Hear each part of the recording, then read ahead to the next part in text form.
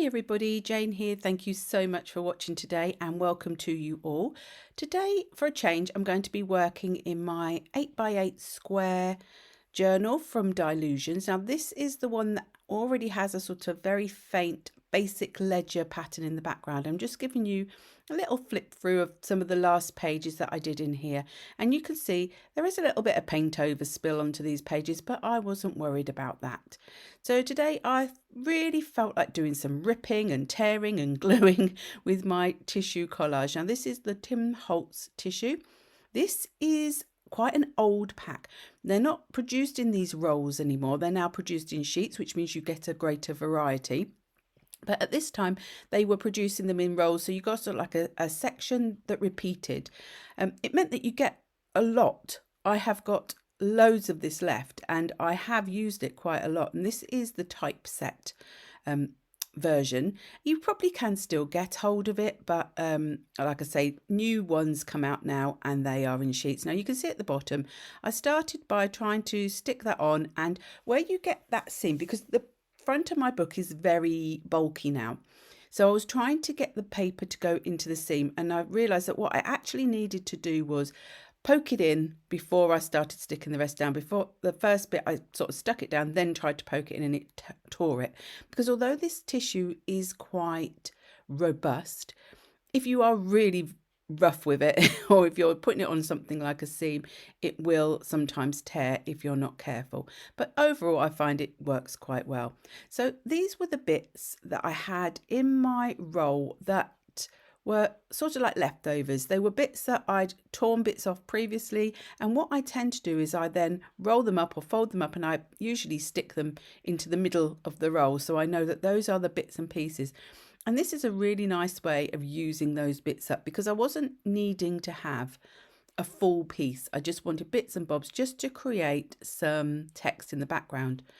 Now initially I was going to do this project in the Dina Wakley ledger journal, and then I thought, actually there's so much text already on those pages that by putting this on the top, I just felt it would be too much. So I wanted something that still had something already in the background, and that's where these journals are really helpful. If you want something that gives you at that starting point that's already got something there for you to work upon, they are really good.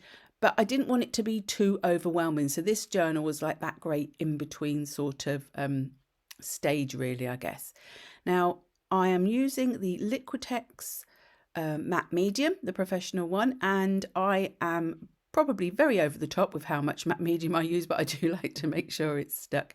But you do need to be aware that this will then leave a coating on top of what you've stuck down. So if you then want to use something like a watercolor on the top, you will probably need to add some sort of primer for that to go on top of.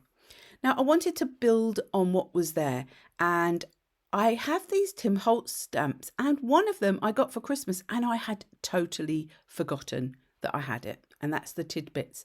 So the stamps I'm using are, to start with, this one is called Glitch 1. I've had this one a while. I have to admit this is the one stamp on this set that I use the most, is this like graph paper type one. I love it. And if you look in the collage tissue, because they are both by Holtz, there is like a little bit of this within the collage tissue as well, which is another reason why I chose it. The ink I am using is Archival Jet Black. I enjoy using Archival in my art journaling because it is a permanent ink, so it won't move if I add other mediums over the top of it.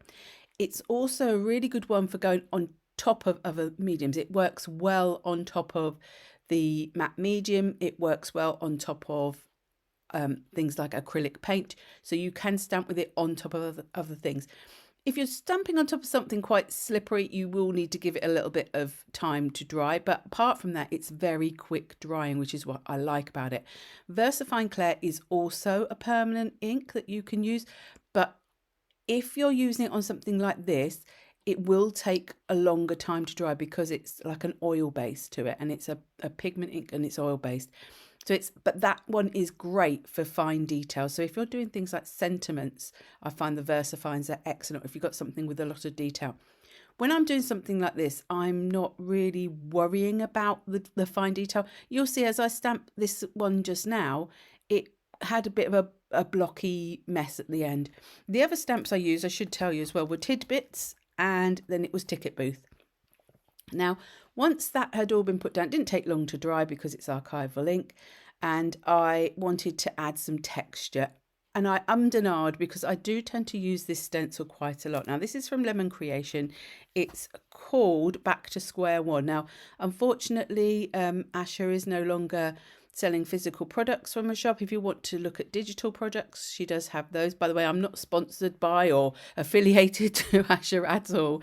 I just really like her products. I have a lot of her stamps and quite a few of her stencils, so I really do enjoy using them. And this is the point.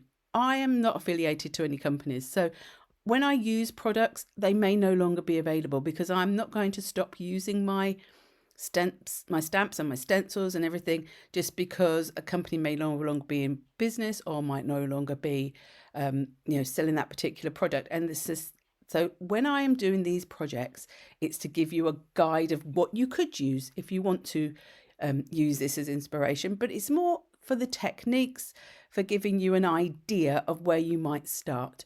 It's not meant to be, a full-on tutorial that you follow step by step.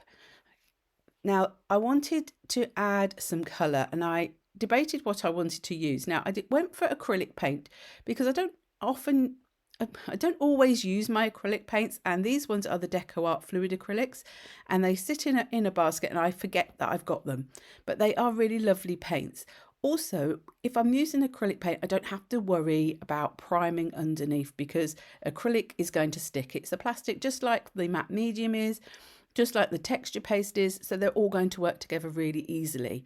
So that was why I went for this. And I was already knowing that this is a little bit cityscape, industrial looking, so I headed for some sort of rusty colours, I would say. Now the blue, I didn't actually use the blue paint, but I did use yellow oxide, which was the first one I put down. And then I'm adding in Quinacridone gold, and I do also add a little bit of burnt umber. Now the thing with acrylic paints is, even though they are thick and lovely and acrylic, you can still water them down to an extent within your work. Obviously, when you water them down, you're going to lose some of the intensity of the colour, but that's the point for me. I want to have the property of having an acrylic paint, as in I want it to stick. I don't want it to move when I add other things over the top. I want it to stick on top of what I've already put down, but I want a little bit of translucency as well. I want to be able to see some of that stamping and some of that collage paper underneath. I don't want it to totally obscure it. Now you do get different translucencies anyway within your acrylic paints, and some acrylic paints also do pop on the bottles. I was a bit going back to London roots there. On the bottles, whether they are opaque, transparent or semi-opaque. So you do even get different translucencies even within acrylic paint as well as you do with watercolours, but obviously they are a lot more opaque than a watercolour would be, so you need to be aware of that, or adding water to it if you want to maintain some of what's underneath. Now when I'm building up layers in art journaling, I try not to think too much about what was on the previous layer, because you can get a bit hung up on, oh, I really like what I've just done, I don't want to cover it up. Obviously when it gets to the focal points, I will start to be aware of what my background is, because I really, if I've made a beautiful background that I love, I really don't want to cover the whole thing up. So I will think about that then. But when I'm doing these layers for the background, I'm just working on each layer at a time. And I know that sometimes when people see mixed media art journaling or mixed media projects, they can find it a bit overwhelming. So my main sort of advice or tip would be just look at each layer one at a time. Just do one layer at a time. If you need to, walk away, come back, and then think about what else you want to add. Don't sort of see it as a whole, see it as one step at a time. Now, I did want to add in a bit of blue, a bit of patinery type colour, because it's meant to be sort of rusty-ish. And I was going to use the acrylic paint in the cobalt turquoise, I think it was, but I decided that actually I wanted to be a little bit more specific, and I went for the Dina Wakley scribble sticks. Now these are not acrylic, and sometimes people think they are because they were invented to work over acrylics, but they are actually a pigment stick, so they are a stick of colour. So when they are watered out and they dry semi-permanent. Now, if they were acrylic, they would dry totally permanent, but they're not. So they will, if you dropped water on it, you know, it's not going to suddenly go whoosh like if you dropped water onto something like a distress ink product. But if you then got a brush and you scrubbed away at that colour, you're going to move the pigment. And also, if you don't water that pigment out, it will stay reactive. It's not going to be water, like it's still going to dissolve when you add water to it.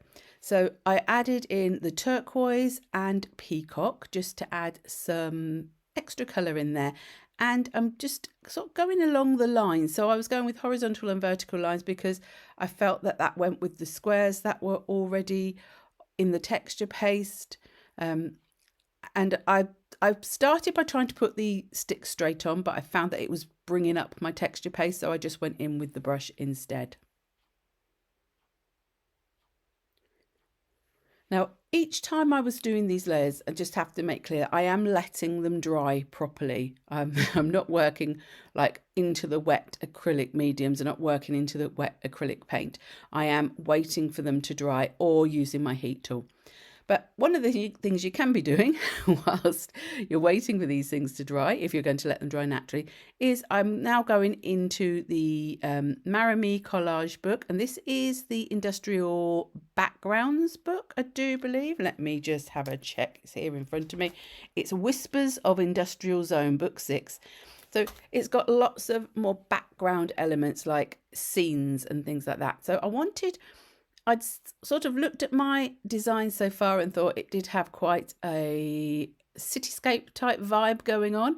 So I wanted to add some houses in, and I went through my book and I found a few. Now you will see, as I'm cutting this out, I'm not worrying about cutting out all the little aerials and wires and bits on the sides of houses.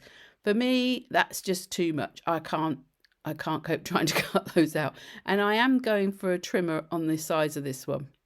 I do adapt these a bit more afterwards, but just to give you a vague idea of me cutting them out, I did trim that one down even more. And I took this little character as well. After I'd finished, I thought I actually needed some of the pipes as well, just to be like the grounding for my houses, because I felt like otherwise they're going to look like they're floating in midair. And I lay them out so that I have an idea of how I want to put them. Sometimes I'll lay them out, and then when I stick them down, I might move them. But, you know, I've got a vague idea. It also then allows me to know which bits do I need to stick first, because, you know, there's nothing worse than you stick something down and then you realise that something should have been behind it, and then you've got to try and gently pull it up. You get a little bit of wiggle time, you know, with matte medium, but I don't want to be having to pull it up and potentially tearing my images if I can help it. Now, these ones I've all cut right to the line, and you'll see that I've totally altered some of them by this point, and all the pipes were all in one big image, and I cut them apart to work for me. So when you have collage, you make it do what you want to do. I'm sure the person who put it together had an idea of what it could look like, but that's the point. Once you've got that product, you can make it do what you want it to do. You know, if that bit of building doesn't work where it is, chop it off. I do it with stamps as well.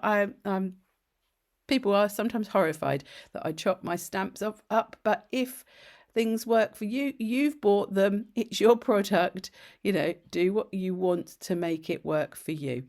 So I'm going again, I go underneath the image with my matte medium, and then I put a little bit on the back, and then I put some over the top. Now, I debated whether I was going to use matte medium or whether I was going to use a thicker glue, because these are going onto quite a textured background, and it's not quite as easy because the matte medium is more for a sort of a thinner paper going onto a smooth background.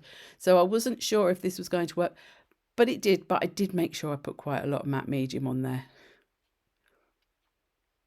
Now again, I've made sure this is thoroughly dry before I do this next step. I'm going in with the Inktense pencil by Derwent, and this is Bark, and I went with Bark because it went with the colour theme that was already in the page.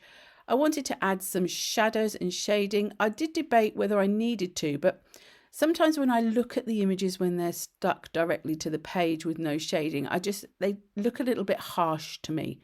Now, if you don't want to put shading in, of course you don't need to put shading in.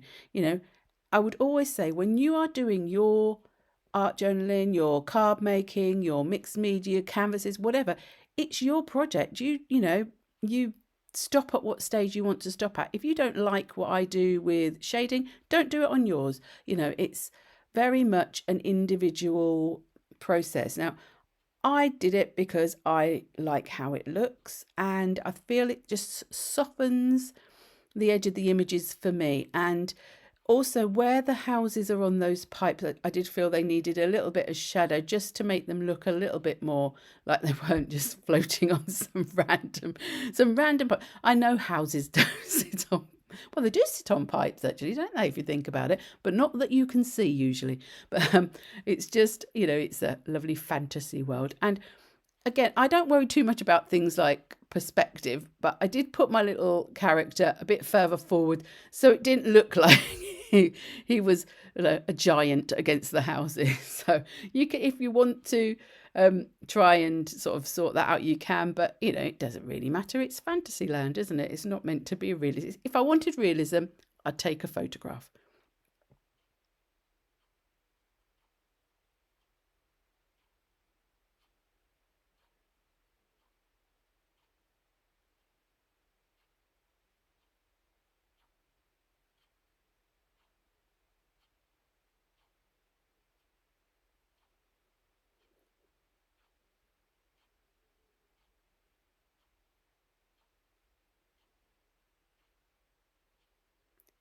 Now, I was feeling that it was a little bit dark for me. I don't mind grungy. I love grungy projects. I love steampunky projects. By the way, I haven't just blobbed that paint onto my page. There is a little acrylic block under that. I just realised when I looked at it, it looks like I've just blobbed paint on the page. So I did want a bit of lightness to come through, and I went with this stencil. It's like a distressed sequin waste kind of stencil. I think again it came with a magazine. A lot of my stencils come with magazines, so I have no clue which one it is. I don't think it's like one I could list. Well, no, I could link. I can list that I've used a sequin stencil, but I wouldn't be able to link it. And I will list what I've used in the description box. But as I've said before, I will not be linking products because of the way that companies are at the moment, where things come and go. Also, if you're in a different part of the world, I will often use things that have come from UK companies, and I'm not sure whether they even send to other countries in the world or not. So I'd rather you searched out these things for yourself or use what you have.